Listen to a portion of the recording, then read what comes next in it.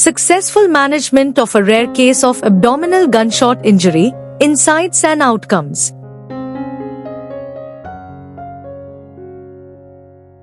This important article is authored by the following scientists.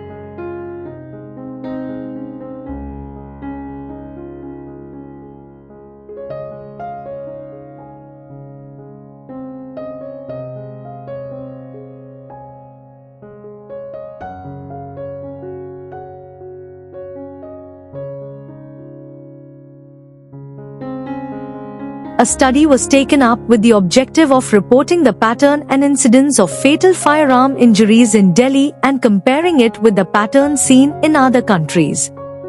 107 firearm fatalities autopsied during the last 6 years were studied. A 55-year-old male patient came to the casualty of a medical college and hospital with an alleged history of assault with firearm injury on his back. The present study was conducted at Medical College and Hospital in Central India.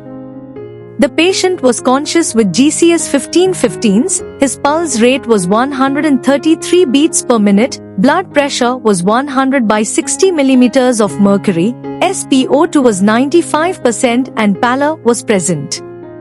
On local examination, there was a single entry wound at the lower back on the left side of size 1 cm to 1 cm with no exit wound.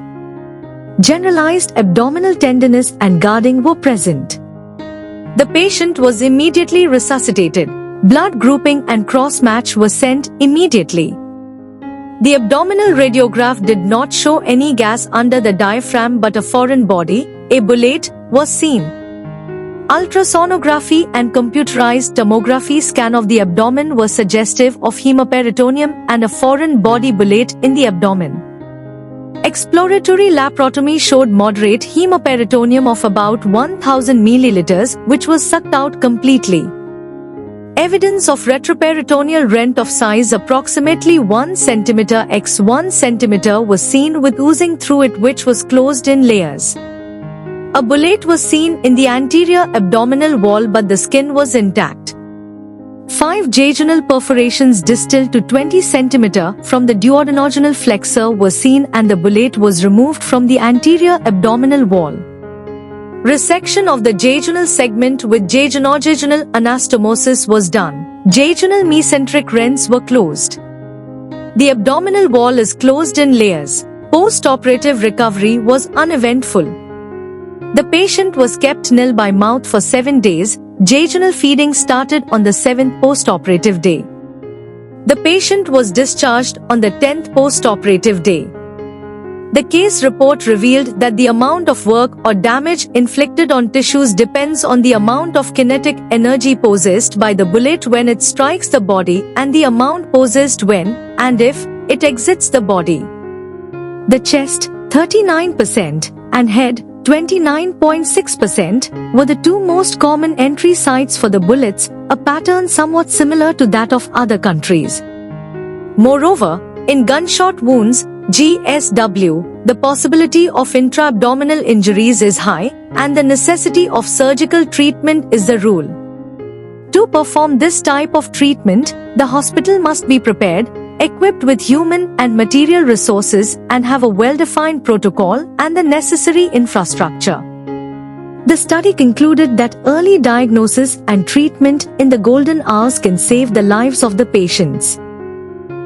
A mass education on the dangers of these guns and the harm they can cause, as well as legal regulations for their restricted use, seem to be necessary.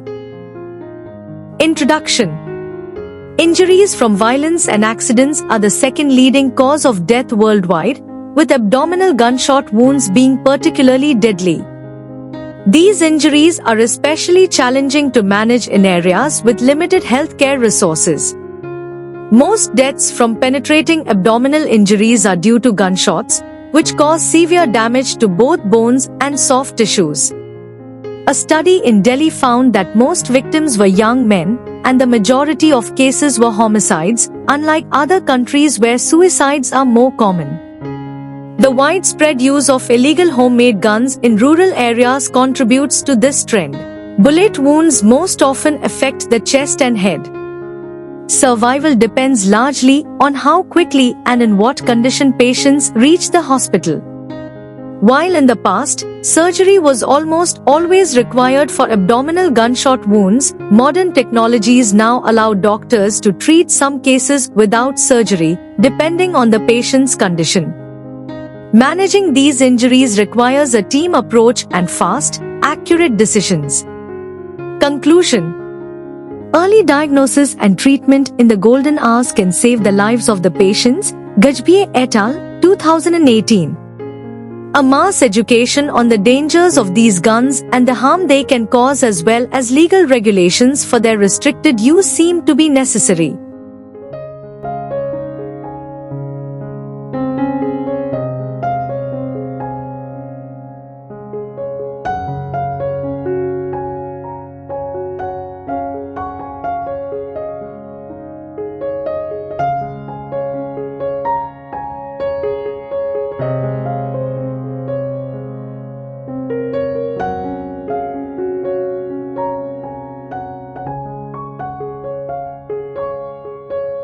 Thank you for watching this video. Please subscribe to our channel to watch more scientific videos.